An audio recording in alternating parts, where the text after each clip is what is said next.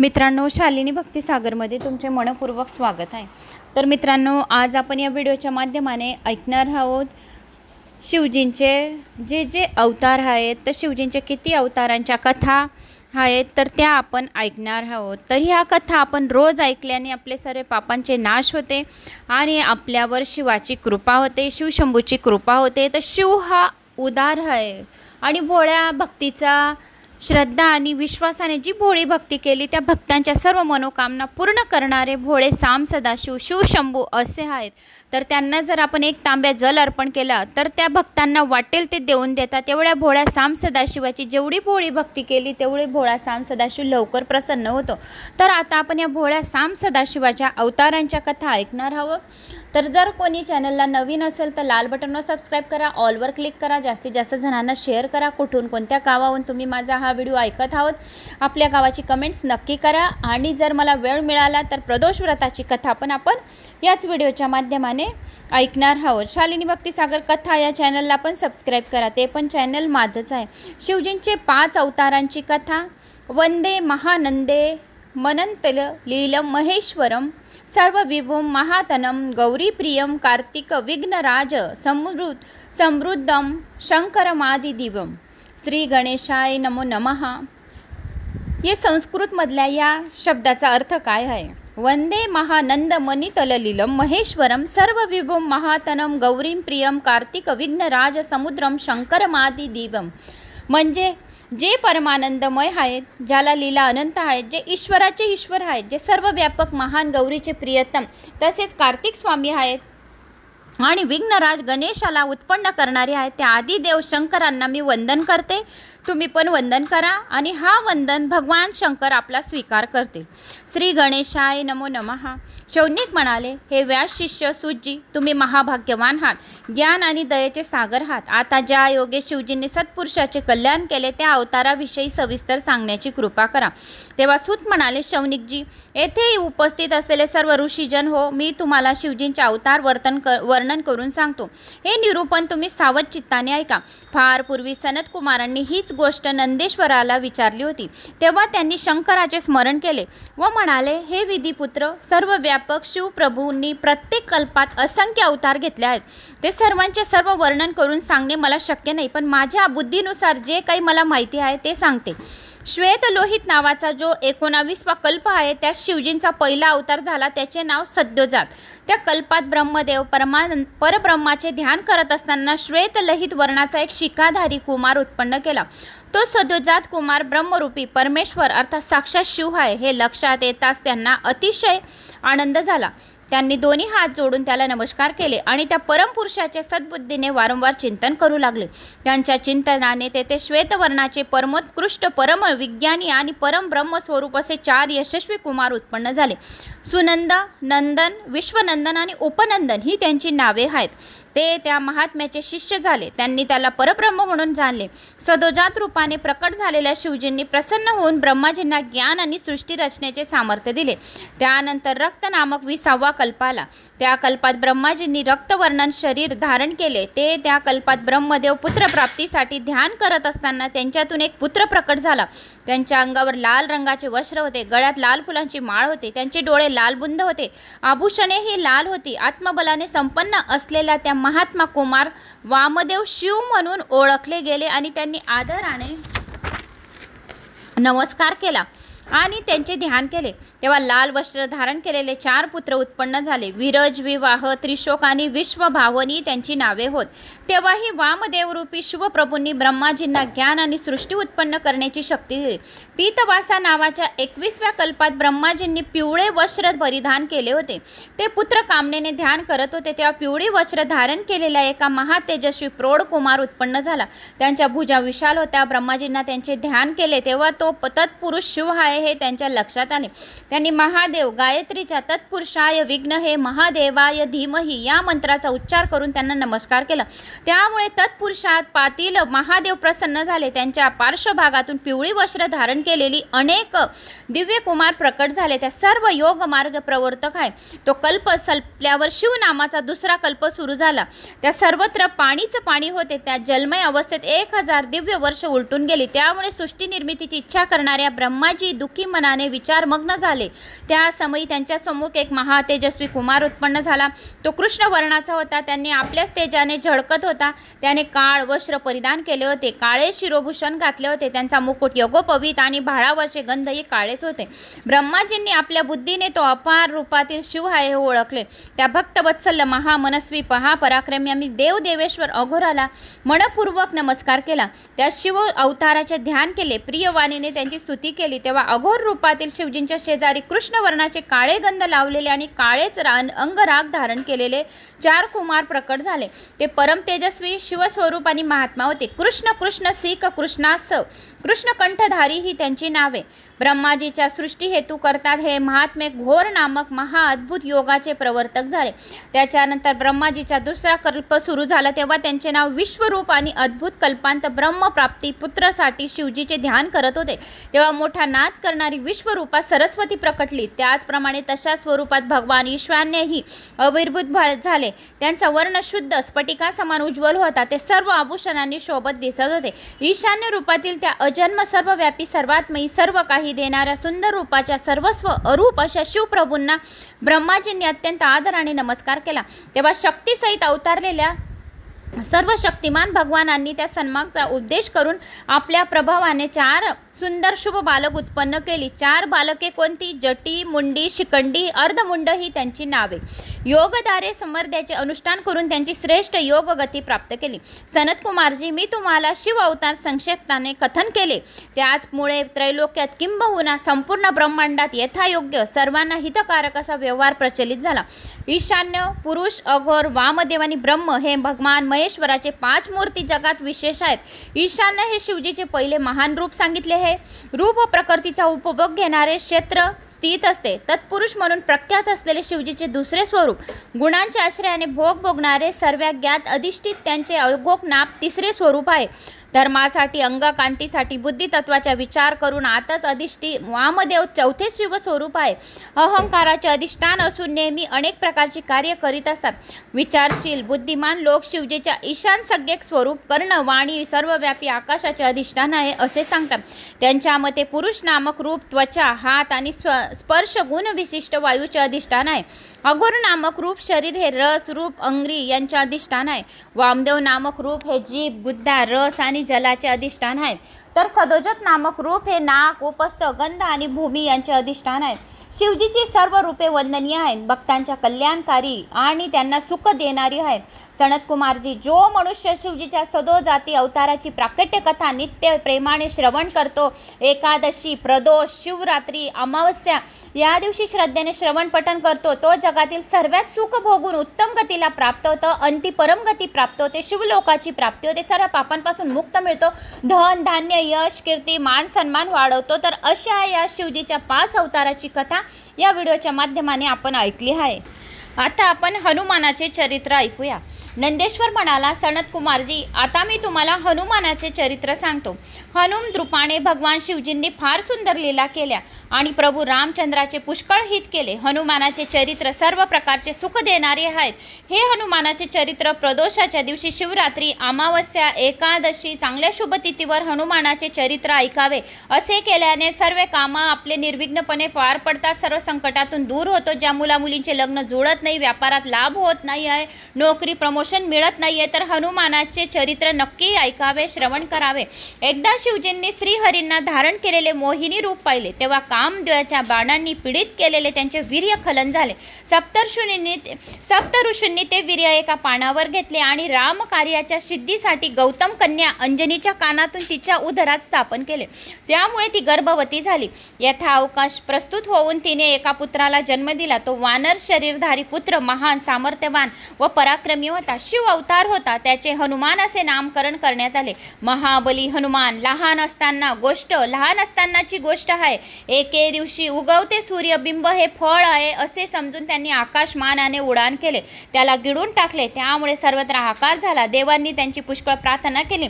त्या कोठे त्यांना सूर्याला बाहेर काढले. त्या समयी हनुमान हा शिवप्रभूंचा अवतार आहे हे जाणून देवांना आणि ऋषींना अपार आनंद झाला. त्यांनी सर्वांना त्याला अनेक वरदाने दिली. त्यानंतर हनुमान घरी आला. त्याने आपल्या मातेला समस्त वृत्तांत कथन केला. तिला त्याचे फार कौतुक वाटले. पुढे अंजनीच्या आज्ञेने तो सूर्यापाशी गेला. त्याच्यापाशी राहून सर्व विद्या शिकला. सूर्याने त्याला आपल्या पुत्राच्या सुग्रीवाच्या साह्याने जाण्यास सांगितले. तेव्हा हनुमानाने मातेची भेट घेतली. तिची अनुज्ञा घेऊन तो सुग्रीवाकडे गेला. बाली हा सुग्रीवाचा मोठा भाऊ. तो महाबलाढ्य होता. त्याने सुग्रीवाची बायको हरण केली होती. त्यामुळे दोघांमध्ये वैर उत्पन्न झाले होते आणि सुग्रीव ऋषीमुख पर्वतावर राहू लागले. त्यामुळे हनुमानाला आपला प्रदान केले. कालांतराने सीतेला हरण करून नेल्यामुळे दुःखी झालेले रामप्रभू आपल्या बंधूसह तिचा शोध घेऊन तेथे आले होते. त्यांनी सुग्रीवाबरोबर मैत्री केली. त्याचा कैवार घेऊन पापाचरण करणारे अभिमानी वालीला ठार केले. सुग्रीवाला किष्किंधेच्या राजसिंहासनावर बसवले. काही दिवसांनी श्रीरामाच्या आज्ञेवरून बुद्धिमान हनुमान पुष्कळ बानर घेऊन सीता शोधार्थ निघाले. ती लंकेत आहे असे कळताच त्याने स्वबळावर समुद्र उल्लंघन करून नगरीत प्रवेश केला. तेथे सीतेला शोधून प्रभू रामचंद्र सुखरूप असल्याचे सांगितले. त्यामुळे तिचे दुःख कमी झाले. लंकेमध्ये त्याने अद्भुत चरित्र दाखवले. आधी अशोक वाटिका उद्ध्वस्त करून पुष्कळ राक्षसांना मारून टाकले. रावणाच्या पुत्राला लंकेतील अनेक विविध प्रकारे खूप उपद्रव केले. पुढे रावणाने तिच्या शेपटीला तेलात भिजवली. वस्त्रे गुंडाळून ती पेटवून दिली. तेव्हा त्याने घराघरावर उड्या मारून विभीषणाचे घर सोडले. बाकी सर्व लोक अशा लावली आणि मग अग्निप्रलयाने लंकेचे सर्व वैभव बेचिराग करून टाकले. नंतर त्याने आपली शेपटी समुद्रात बुडवून विझवली. पुन्हा उडाण करून समुद्राच्या तिसऱ्या तीरावर आले. श्रीरामाची भेट घेऊन त्यांना सर्व वर्तमान सांगितले. त्यांनी सीतेच्या डोक्यावरील मणी दिला. आपल्या प्रिय पत्नीचे कुशल व्रत ऐकून प्रभूचा शोक नाहीसा झाला. त्यांनी हनुमानाच्या पराक्रमाची प्रशंसा केली. श्रीरामांनी लंकेवर स्वारी करण्याचे निश्चय केला. असंख्य वानरवीरांना घेऊन ते समुद्र तीरी आले. त्यांच्या आज्ञेने हनुमानाने आणि वानरांनी मोठे शिलाखंड व पर्वतखंड आणि समुद्रात पूल असा बांधला. रामप्रभूंनी समुद्र तरुण जाता यावा. पुढे होणाऱ्या युद्धात जय मिळावा उद्देशाने तेथे शिवलिंगाची प्राणप्रतिष्ठा करून त्यांची पूजा केली. भगवान शिवजींकडून विजयाचे वरदान मिळवून कपिरासह लंकेत गेले. त्यावेळी झालेल्या भीषण युद्धात हनुमानाचे पुष्कळ राक्षसांचा वध केला.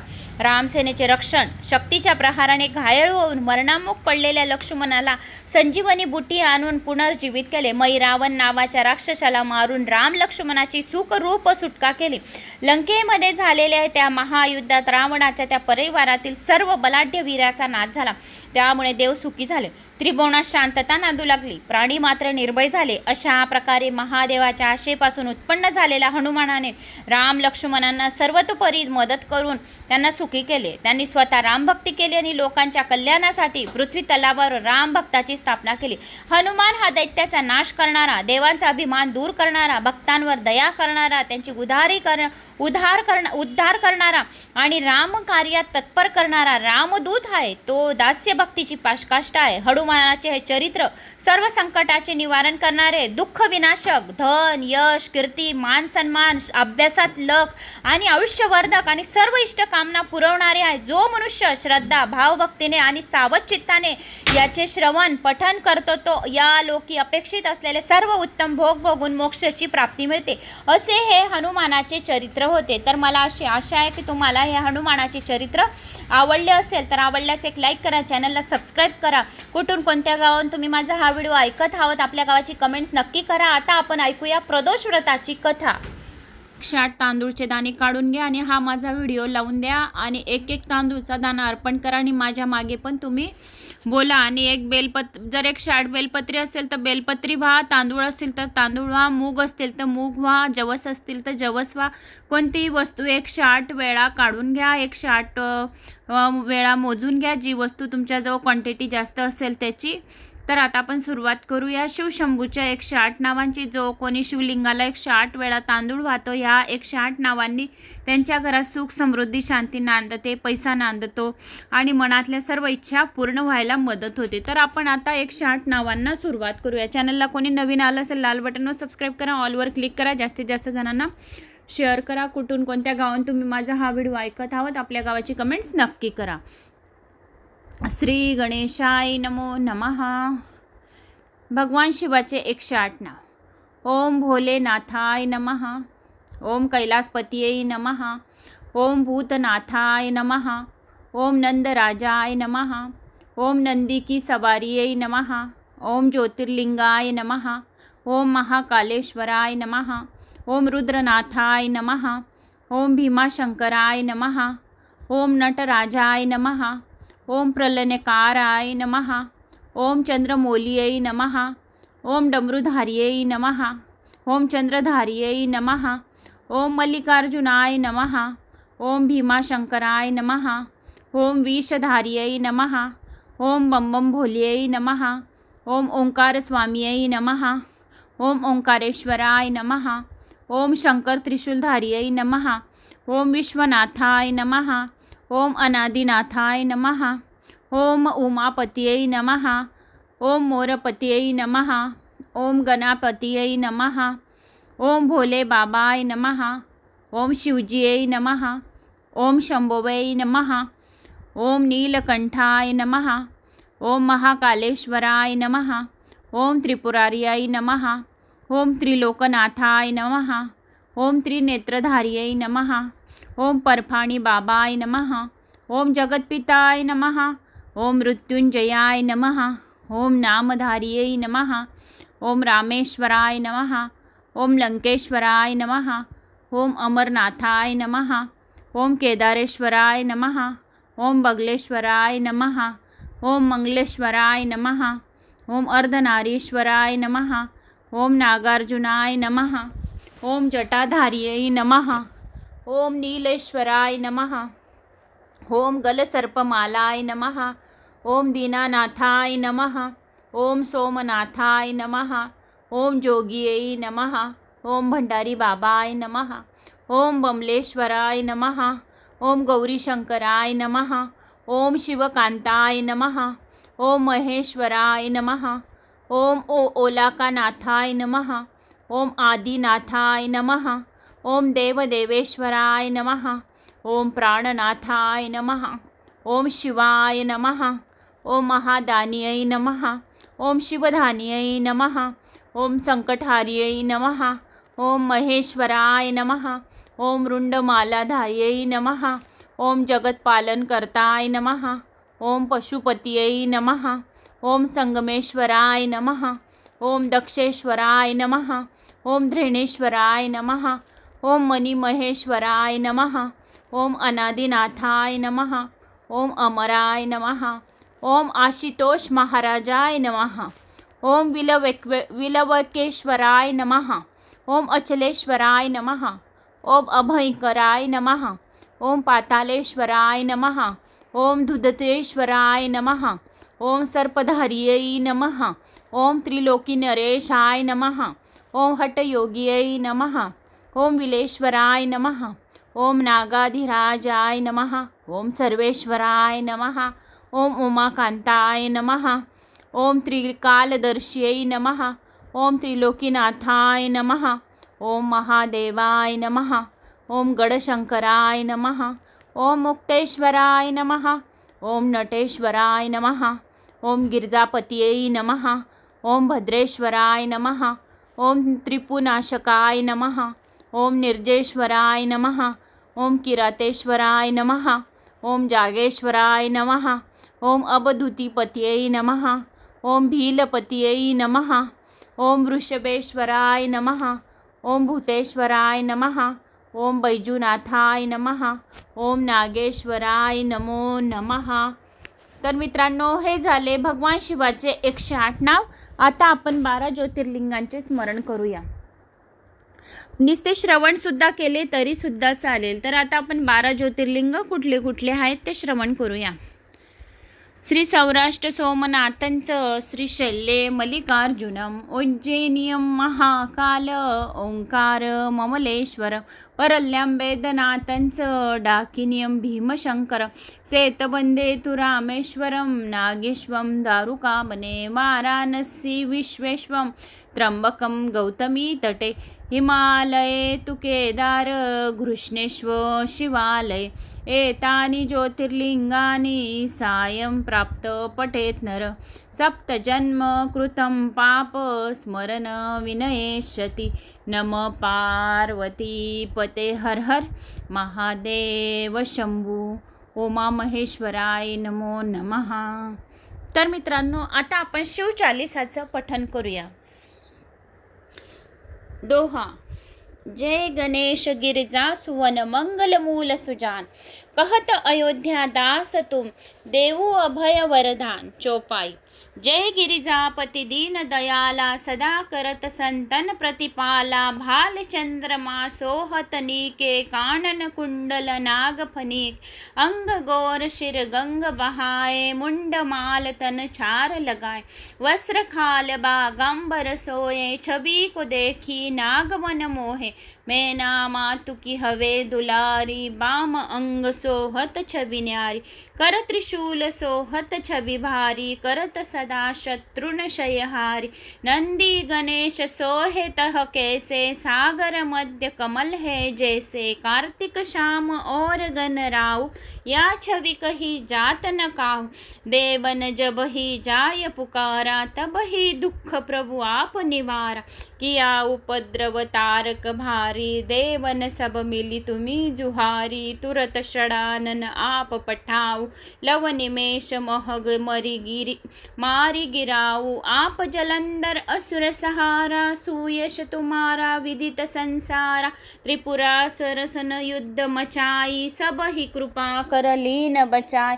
किया तप ही भागीरथ भारी, पूर्व प्रतिज्ञा तासु पुरारी। दानन मह तुम सम कोहि नाही, सेवक स्तुति करत सदाहि। वेद नाम महिमा तव गाई, अखद अनादि भेद नहीं पाई। प्रकटी उदती मंथन में ज्वाला, जरत सुरासर भये विहाला। किनि दया तह करी सहाई, नीलकंठ तब नाम कहाई। पूजन राम चंद्र जब कीना, जीत के लंक विभीषण दीन। सहस कमल में हो रही धारी, किनि परीक्षा तब ही पुरारी। एक कमल प्रभु राखे वजोई, कमल नयन पूजन चह सोई। कठिन भक्ति देखी प्रभु शंकर, भरे भये प्रसन्न दिए इच्छित वर। जय जय जय अनंत अविनाशी, करत कृपा घटके सब वासी। दुष्ट सकल नित मोहि सतावे, भ्रमत रहो मोह चैन न आवे। त्राहि त्राहि में नाथ पुकारो, यही अवसर मोहि आन उबारो। लय त्रिशूल शत्रु को मारा, संकट से मोहि आन उबारा। माता पिता भ्रांत सब होई, संकट में पूछत नहीं कोई। स्वामी एक है आस तुम्हारी, आय हरू मम संकट भारी। धन निर्धन को देत सदा ही, जो कोई जाचे फल सो पाए। स्तुति के ही विधि करे तुम्हारी, शंभुनाथ अब चूक हमार। शंकर हो संकट के नाशन, मंगल कारण विघ्न विनाशन। योगी यति मुनि ध्यान लगावे, शारद शारद शीश नमावे। नमो नमो जय नमः शिवाय, सुर ब्रह्मादिक पार न पाए। जो यह पाठ करे मन लाई, तापर होत शंभु सहाय। ऋणियो जो कोई हो अधिकारी, पाठ करे सो पावन हारी। पुत्रहीन कर इच्छा जो ही, निश्चय शिव प्रसाद तो ही होय। पंडित त्रयोदशी को लावे, ध्यान पूर्वक होम करावे। त्रयोदशी व्रत करे हमेशा, ताके तन नहीं रहे कलेश। धूप दीप नैवेद्य चढ़ावे, शंकर सम्मुख पाठ सुनावे। जन्म जन्म के पाप नसावे, अंत धाम शिवपुर में पावे। कहे अयोध्या दास आस तुम्हारी, जानी सकल दुख हरू हमारी। दोहा। नित्य नेम कर प्रांत ही, पाठ करो 40। तुम्ही मेरी मनोकामना, पूर्ण करो जगदीश। मक्सर छठी है मंत्र ऋतु, संवत 64 जान। स्तुति 40 शिव ही, पूर्ण कीने कल्याण। श्री शिव 40 संपूर्णम। Like, subscribe, comments, share. गणेशाय नमो नमः. कोणी चॅनलला नवीन आलं असेल तर लाल बटनवर सबस्क्राईब करा, ऑलवर क्लिक करा, जास्तीत जास्त जणांना शेअर करा. कुठून कोणत्या गावात तुम्ही माझा हा व्हिडिओ ऐकत आहोत, आपल्या गावाची कमेंट्स नक्की करा. सदाशिव ही 4 अक्षरे जो नेहमी मनोभावे उच्चारतो तो शिवाचे पूजन करीत असतो. जो शिवनामाच्या जपाने शुद्ध झालेला आहे त्याला कोणत्याही प्रायश्चिताची गरज नाही. शिवनामाचा महिमा अगाध आहे. जो प्रदोष व्रत नेहमी पाळतो त्याला आयुष्यात काहीही कमी पडत नाही. ही गोष्ट त्रिवार सत्य आहे. ज्याला आयुष्य, आरोग्य, सुख, संपत्ती, संतती आणि दिव्य ज्ञान सहजासहजी आणि भरपूर प्रमाणात हवे असेल त्याने प्रदोष व्रत मनोभावे करावे. हे व्रत केले की त्याचे दारिद्र्य आणि दुःख 6 महिन्याच्या आत नाहीसे होते. 1 वर्षभर प्रदोष व्रत जर केले तर चांगले असे ज्ञान प्राप्त होते. 12 वर्ष प्रदोष व्रत आचरण्याच्या घरी भाग्यलक्ष्मी स्वतःहून चालत येते. ते व्यास महर्षींनीच हा महिमा सांगितलेला आहे. जो कोणी हा महिमा खोटा आहे असे म्हणेल त्याला याच जन्मी फार दुःख प्राप्त होईल, फार क्लेश सहन करावे लागतील. हा महर्षी व्यासांनी सांगितलेला महिमा खोटा आहे असे जो कोणी म्हणतो तो निश्चित दांभिक आहे असे समजावे. त्याची भक्ती आणि ज्ञान खोटे आहे असे समजावे. त्याचा गुरुसुद्धा काल्पनिक आहे असे समजावे. आणि पार्वती परमेश्वर चरणी त्याचे मन जडले आहे, त्याहून पवित्र असा दुसरा कोणीही नाही हे पक्के लक्षात ठेवावे. मृत्यूसारखी मोठमोठी संकटे सुद्धा प्रदोष व्रताने नाहीशी होतात.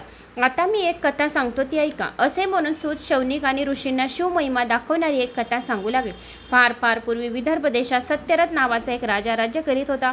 तो महापराक्रमी होता, धर्मशील होता, परंतु तो शिवाचे भजन पूजन मात्र कधी करत नसे. त्यामुळे एकदा काय झाले, शाल्व देशाचा राजा आपले फार मोठे सैन्य घेऊन राजा सत्यरथावर चालून आला. दोघांमध्ये 7 दिवस घनघोर युद्ध झाले. शेवटी राजा सत्यरथ युद्धात मारला गेला. शत्रूने सत्यरथ राजाच्या नगरात प्रवेश केला. सत्यरथ राजाची राणी गरोदर होती. तिचे दिवस भरले होते, पण शत्रू नगरात शिरताच ती एकटी चोर वाट्याने रानात पळून गेली. सुकुमार अशा त्या राणीला चालताना पायाला खूपच काटे टोचत होते. श्रमाने मूर्छा येऊन जागोजागी पडत होती. सावध झाली की शत्रूच्या भीतीने मागे पुढे पाहत पुन्हा पडत होती. राणी दिसायला अतिशय सुंदर होती. मदनाला सुद्धा मोह पडावा असे तिचे अप्रतिम रूप होते. पण देवाची गती गहन आहे. तिचे नखही सूर्याला कधी दिसत नसे. ती सुंदरी अशी गरोदर अवस्थेत एकटीच रानात येऊन पडली होती. नळाची दैवंती किंवा भिलिनीच्या रूपात असलेली भगवान शंकराची सती पार्वती पुन्हा या वनात संचार करत आहे असे वाटत होते. प्रत्येकाला आपल्या कर्माची फळे भोगावीच लागतात, त्याला इलाज नाही. सर्वत्र भटकून शेवटी बिचारी एका वृक्षाखाली दमून बसली. त्यातच तिला प्रसव वेदना सुरू झाल्या. जिचा शब्द तळहातावर झेलण्यासाठी 100 दासी मागे पुढे हसत त्या राणीला आज भांडेभर पाणी द्यायला सुद्धा कुणी नव्हते. तो राणी इंदुमती तेथे जमिनीवर गडाबडा लोळत होती. पाण्यासाठी मोठमोठ्याने टावा फोडत होती. पण ऐकणार कोण? थोड्या वेळात ती त्या झाडाखाली प्रस्तुत झाली. तिला एक सुंदर मुलगा झाला, पण तो आता ती तहानेने व्याकुळ झाली होती. त्यामुळे तिला काही सुचेना. अजान अभरघाला तिथेच त्या वृक्षाखाली सोडून राणी इंदुमती तशाच अवस्थेत बसत उठत जवळ असलेल्या सरोवरापाशी गेली. तिने सरोवराच्या पाण्यात पाय टाकला, मात्र तेवढ्यात एका मगरीने तिचा पाय आपल्या तोंडात धरला व तिला मारून टाकले. बिचारा नवजात राजपुत्र जमिनीवर एकटाच पडला होता आणि जंगलातल्या वृक्षांखाली मोठमोठ्याने रडत होता. त्याच रस्त्याने उमा नावाची एक ब्राह्मण विधवा येत होती. तिच्या कडेवर 1 वर्षाचा लहान मुलगा होता. तिला ही जगात नात्याचे कुणी नव्हते. या चिमण्या बाळाला पाहून तिला मनामध्ये फार दया आली. नाळसुद्धा न कापलेला हा सुंदर बाळ येथे कसा आला तिला काहीच समजेना. हा कोणत्या बरं जातीचा असेल? त्याला आपण उचलून घ्यावे की नाही? आपण उचलून घ्यावे तर या जंगलातील हिंसूपशी याला मारून टाकतील. काय करावे बरं? क्षणभर तिला काहीच सुचेना. त्याला तेवढ्यात एका यतीच्या वेशाने भगवान शंकर तेथे आले. त्यांनी सांगितले, तू हा बाळ जरूर आपल्या घरी ने, याच्यामुळे लवकर तुझा भाग्योदय होईल. हा क्षत्रिय कुमार आहे, तरी पण स्वतःच्याच मुलासारखा तू त्याचा सांभाळ कर. मात्र दुसऱ्या कुणालाही ही गोष्ट सांगू नको. एखाद्या दारिद्र्य माणसाला परीच सापडावा, चिंतामणी रत्न अशा दारिद्र्य माणसाच्या आपाप पुढ्यात येऊन पडावे किंवा मेलेल्याच्या मुखात आपाप अमृत पडावे, तसा हा बाळ तुला आता सापडला आहे. त्याचे पालन नीट व जीवाभावाने कर. एवढे सांगून शंकर लगेच गुप्त झाले. मग उमेने 2 पुत्र घेऊन प्रवासात सुरुवात केली. स्वतःच्या मुलाचे नाव तिने सुचिव्रत ठेवले व राजपुत्राचे नाव तिने धर्मगुप्त असे ठेवले. दोघांना कडे खांद्यावर घेऊन ती गावात घरोघर भिक्षा मागित असे. कोणी विचारले तर हे माझ्याच पोटचे 2 मुलगे आहेत असे ती सर्व विचारण्यांना सांगत असे. अशा तऱ्हेने 2 मुलांना घेऊन फिरता ती एक चक्र नावाच्या नगरात आली. तेथे तिला एक सुंदर व मोठे शिवालय दिसले. शिवालयात अनेक थोर ऋषी बसले होते. त्यावेळी तेथे शिवाची आराधना सुरू होती. महान श्रेष्ठ अशा शाडिल्य ऋषीच्या देखरेखीखाली त्या मंदिरात यज्ञयाग सुरू होता. उमा आपल्या 2 पुत्रांसह त्या शिवालयात आली व पूजा पाहत उभी राहिली होती. धर्मगुप्ताकडे आपल्या तेजस्वी डोळ्यांनी निरखून पाहत शाडिल्य ऋषी म्हणाले, अरे रे रे, दैवाची गती किती विचित्र आहे पहा. खरे तर हा राजपुत्र, पण आज दीन होऊन गरीब होऊन येथे भिक्षा घेण्यासाठी आपल्यासमोर आलाय. उमेने शाडिल्य ऋषीचे नम्रपणाने पाय धरले व त्यांना म्हटले, महाराज, आपण तर त्रिकाल ज्ञानी आहात. तुम्हाला भूत व भविष्य आणि सर्व काही समजते. महाराज, आपण माझ्यावर कृपा करा आणि याचे आई वडील कोण आहेत, जिवंत आहेत की मेले आहेत हे मला सांगा. तेव्हा तिला उठवत शाडिल्य ऋषी म्हणाले, या राजपुत्राचा पिता सत्यरथ नावाचा एक राजा होता. एकदा काय झाले, हा प्रदोषाच्या वेळी भगवान शंकराची पूजा करीत बसला होता. तेवढ्यात त्याच्या शत्रूंनी त्यांच्या नगरावर हल्ला केला. नगराला सर्व बाजूंनी वेढा पडला. तेव्हा शंकराची पूजा तशीच सोडून तो शत्रूशी लढायला रणांगणात गेला. शत्रूंना ठार मारले हे खरे, परंतु नंतर पूजा पूर्ण न करता सत्यरथाने जेवण केले. पूजा पूर्ण करण्याचे विसरून गेला. त्यामुळे तो या जन्मात अल्पायुष्य होऊन मरण पावला. म्हणून कोणीही चालू असलेली भगवान शंकराची पूजा सोडू नये. जो कोणी भगवान शंकराची अर्धवट पूजा करून सोडून जातो, आरती न करता उठून जातो, त्याच्याकडून आई वडील हिरावून जातात. त्याच्या आईने सुद्धा कपटेने आपल्या सवतीचा प्राण घेतला आणि तिला मारून टाकले. हा राजपुत्र धर्मगुप्त याने मागच्या जन्मी शंकराचे कोणतेही व्रत अजिबात केले नाही, म्हणून आता जन्मतः हा आई वडिलांना फारका झाला. म्हणून प्रदोषाच्या वेळी मनापासून भक्तीने शंकराचे पूजन करावे. कधीही कुठेही शंकराची पूजा अर्धवट करून उठू नये. प्रदोष काळात देवी पार्वती समोर भगवान शंकर स्वतः नृत्य करीत असतात आणि सरस्वती वीणा वाजवत असते. पुरोहित सुस्वरी बासरी वाजवत असतात. लक्ष्मी छानसा ताल देत असते, तर भार्गवी मधुर आलाप घेत असतात. शिवाचा परम मित्र जो यक्षपती तो हात जोडून समोर उभा असतो. सगळेच्या सगळे यक्ष, गण, गंधर्व, किन्नर, देवते ते सभोवती उभे राहून शंकराचे नित्य पाहत असतात. असा हा भाग्यवान प्रदोष काळ आहे. मुनिराज, आपण मला एवढे चांगले व बहुमल असे ज्ञान दिलेत. मी आपल्याला आता शरण आलेली आहे. आता माझा हा पुत्र दारिद्र्य का झाला हे सांगा. उमा विनयाने म्हणाली, तुझ्या या पुत्राने मागच्या जन्मी खूप पैसा मिळवला, अन्यायी मार्गाने संपत्ती जमा केली, पण दान मात्र कोणालाही अजिबात केले नाही. शंकराचे पूजनही कधी केले नाही. तसेच तर परअन्न चोरून खाल्ले तर जीभ जळते, दुसऱ्याचा पैसा हिरावून घेतला तर घेणाऱ्याचा हात जळतो. तसेच परस्त्रीशी अभिलाषा धरली तर अभिलाषा धरण्याचे डोळे जळतात आणि अंधत्व येते, हे लक्षात ठेवायला हवे. शाडिल्य ऋषी त्या स्त्रीला उमेला म्हणाले. मग उमेने आपल्या दोन्ही पुत्र आदराने ऋषीच्या पायावर घातले. ऋषींना त्यांना पंचाक्षर मंत्र दिला. ओम नमः शिवाय हा मंत्र दिला. प्रदोष व्रत करा असे सांगितले. पक्ष प्रदोष, शनी प्रदोष, सोम प्रदोष हे जास्त महत्त्वाचे असतात. त्रयोदशीत काही खाऊ नये, सत्कर्म करावे. 3 घटका रात्र झाली की अतिशय भक्तिभावाने शंकराची पूजा करावी. प्रथम गायीच्या शेणाने भूमी सारवावी, नंतर तेथे कर्दळी केळीचा छानसा मंडप तयार करावा, त्यावर सुगंधित फुलांच्या माळा तयार कराव्यात. आपण स्वतः शुभ्र वस्त्र, पांढरे वस्त्रे नेसावे, पांढरे गंध, पांढरी सुवासिक फुले घ्यावीत आणि मग आपल्या समोर श्री शंकराचे लिंग स्थापन करावे. मनोभावे यथासांग यथाविधी शंकराचे पूजन करावे. दक्षिण भागाला मूर्तकांची पूजा करावी. उजव्या बाजूला अग्नी असावा. याचप्रमाणे गजानन, अष्टमहासिद्धी, अष्टभैरव यांची योग्य प्रकारे मनोभावे पूजा करावी. 8 दिशांचेही पूजन करावे. पूजन झाल्यानंतर पवित्र मनाने शिवाचे ध्यान करावे. तो गौरीनाथ मनाने अतिशय निर्मळ आहे, कोटीचंद्राच्या प्रकाशासारखा अतिशय शीतल आहे. असा सनातन पूर्ण ब्रह्माची पूजा आपण मनापासून व यथासांग केल्याने आपल्या मनातील इच्छित कार्य पूर्ण होते. उमेने समोर ठेवलेला धर्मगुप्त आणि सुचिव्रत या दोघांना ऋषींनी असा उपदेश केला. मग ते दोघंजण काही दिवस एक चक्री नगरातच राहिले. दोघांनी 4 महिने प्रदोषव्रताची मुनींनी सांगितल्याप्रमाणे अगदी मनापासून आचरण केले.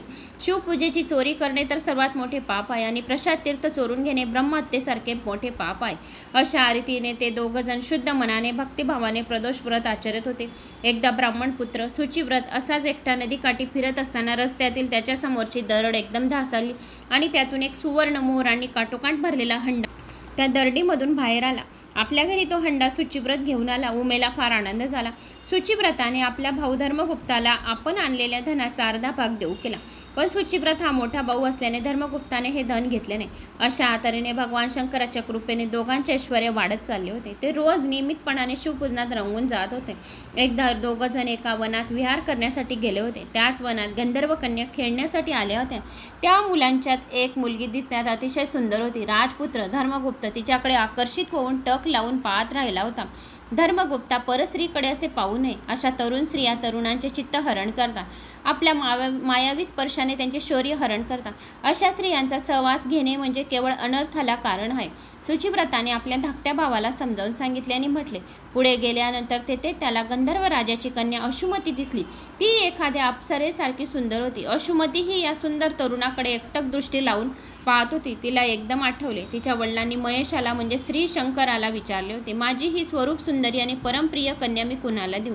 तेव्हा पार्वतीपती त्याला म्हणाले होते, धर्मगुप्त नावाचा सत्यरथ राजाचा मुलगा आहे. तो माझा परम भक्त आहे. त्याला तुझी कन्या दे. महेशाने सांगितले. तो तरुण हाच तर नसेल? हा किती सुंदर दिसतोय. क्षीरसागरातून प्रत्यक्ष चंद्रच जणू काही वर आला आहे असे वाटत आहे. अशुमती स्वतःशीच असा विचार करीत होती. प्रथम दर्शनी त्याला पाहताच ती त्याच्या प्रेमात पडली होती. मग तिने आपल्या सख्यांना चतुराईने फुले आणण्यासाठी दुसऱ्या बाजूला पाठवून दिले आणि अशुमतीने हलक्या आवाजात राजपुत्र धर्मगुप्ताला हाक मारून आपल्याजवळ बोलवले. त्यासाठी तेथे मऊ मऊ पल्लवाचे तिने आसन तयार केले. राजपुत्र त्या आसनावर येऊन बसला. तोही त्या मोठ्या खुशीत होता. इतक्या जवळ असूनही अशुमती त्याच्याकडे सरळ पाहू शकत नव्हती, लाजत होती.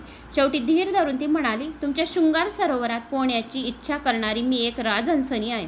आपला मुखचंद्रमा पाहताच माझे मन आनंदाने नृत्य करीत आहे. माझे नेत्ररूपी भुंगे तुझ्या कमलाभोवती गुंजन करीत आहे. प्रिया, मला आपली म्हणा. मग अशुमतीने आपल्या हातांनी हलकच गळ्यातील तेजस्वी मोतिकांची माळ काढली आणि ते राजपुत्राच्या चरणावर ठेवली. तेव्हा धर्मगुप्त म्हणाला, हे सुंदर युवती, मला आई वडील नाहीत. माझ्या वडिलांना ठार मारून माझे राज्य शत्रूंनी लुबाडलेले आहे. मी दारिद्र्य आहे. तुझ्या पित्याला मी पसंत पडणार नाही आणि माझ्यावर विश्वास ठेवा आणि आपण 3 दिवसांनी या स्थळी आपल्या दोघांच्या लग्नासाठी यावे. मी माझ्या पितेला सर्व काही सांगून येथे लग्नासाठी येऊन घेते. असे बोलून तेथून अशुमती चटकन निघून गेली. धर्मगुप्ताने सर्व हकीकत परत येऊन आपल्या भावाला सांगितली. शांडिल्य ऋषीच्या कृपेचाच हा प्रसाद आहे हे त्याच्या चटकन लक्षात आले. अशा प्रकारे गुरुचरणावर ज्याची श्रद्धा असते त्याला काहीच कमी पडत नाही. अगदी मृत्यूपासूनही गुरु त्याचे रक्षण करतो. दोघं भावांनी सर्व हकीकत आपल्या घरी येऊन आपल्या आईला सांगितली. गंधर्व कन्या अशुमतीने सांगितल्याप्रमाणे 3ऱ्या दिवशी दोघंही पुन्हा त्या वनात गेले.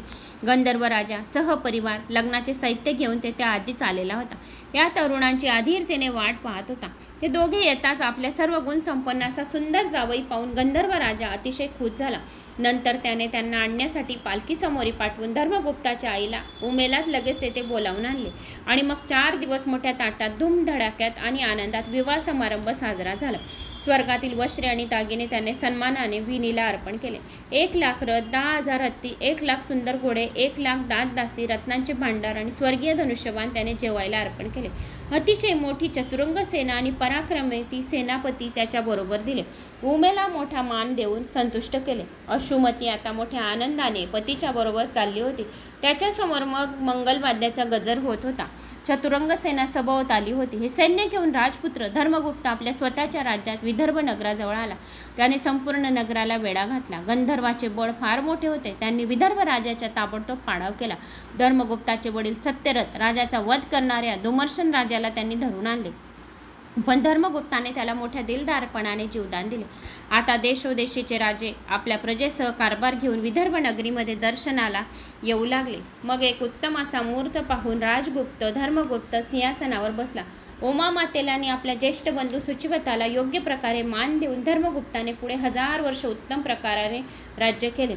त्याने आपल्या नगरीमध्ये शांडिल्य ऋषींना मोठ्या मानाने बोलावून आणले आणि 100 पदम मोहरांची गुरुदक्षिणा त्याच्या चरणावर अर्पण केली. अनेक रत्न, अलंकार, वस्त्रे सन्मानाने अर्पण केली. त्याच्या शिवशक्तीमुळे, शिवभक्तीमुळे दुःख, शोक, भांडणे, संकटे, रोग, वैधव्य, मरण हे सर्व त्याच्या राज्यातून पळाले. प्रजा सतत राजाचे गुणवर्णन करीत होती. राज्यातील ब्राह्मण तृप्ततेने राजाला रोज चांगले चांगले आशीर्वाद देत होते. राज्यात सगळीकडे आनंदी आनंद भरलेला होता. अशुमतीही सुखात राहत होती. 10,000 वर्ष राज्य केल्यानंतर धर्मगुप्ताने उत्तम प्रकारे व समाधानाने आपले सूरज नावाच्या मुलाला आपले राज्य देऊन टाकले आणि शंकराची मनापासून प्रार्थना केली. भगवान शंकरांनी त्याच्यासाठी दिव्य विमान पाठवले. शंकराच्या कृपेने धर्मगुप्त राजाला दिव्य राजदेह प्राप्त झाला. आई, भाऊ आणि पत्नी अशुमतीसह राजा कैलासाला गेला. तेथे शिवदर्शन होताच सर्वांनी त्यांना साष्टांग नमस्कार घातला. भक्तांच्या कैवारी शंकरांनी त्यांना उचलून आपल्या हृदयाशी धरले आणि आपल्या जवळच त्यांना अक्षय पद दिले. असे हे धर्मगुप्ताच्या आख्यान जे जे कोणी नित्यनेमाने वाचतात, ऐकतात, कोणाला शेअर करतात, त्यांच्या सर्व संकट प्रसंगी स्वतः रक्षण शंकर करीत असतो. त्याच्या मागील सर्व पापांचा नाश करीत असतो. जो जेथे जेथे जातील तेथे त्यांना विजय मिळतो. त्यांची सतत समृद्धी वाढत राहते. जो प्रदोष व्रत करतात त्यांना मग मृत्यूचेही भय राहत नाही. ज्याच्या घरी शिवलीला अमृत हा ग्रंथ असतो, या श्रवण कोणी करतं त्याच्या पाठीशी सदैव शंकर उभा असतो. शेवटी त्याला शिवचरणापाशी जागा मिळते. हा ग्रंथ म्हणजे चांगला अशा आंब्याचा विशाल वृक्ष आहे. याचे पारायण केले म्हणजे त्याला 4 धाम यात्रा केल्याचे पुण्यफळाची प्राप्ती होते. आणि हे रसपूर्ण काव्य म्हणजे पाळास असलेले आंबे आहेत. ज्यांना मुखरोग झालेला असेल त्यांना हे आंबे कधीच आवडणार नाही. मोक्षदायी अशा शिवचरणावर ज्याचा भाव नसेल त्यांना हे आंबे आवडणार नाही. सर्वांनी या गोड आंब्याचा मनापासून रसस्वाद घ्यावा व आपल्या जीवनाचे खरे सार्थक करून घ्यावे. तर अशी ही प्रदोष व्रताची कथा होती मित्रांनो. तर मला अशी आशा आहे की तुम्हाला माझी ही कथा आवडली असेल. आवडल्यास एक लाईक करा, चॅनलला सबस्क्राईब करा. कुठून कोणत्या गावाहून तुम्ही माझा हा व्हिडिओ ऐकत आहोत आपल्या गावाची कमेंट्स नक्की करा. जय श्री महाकाल.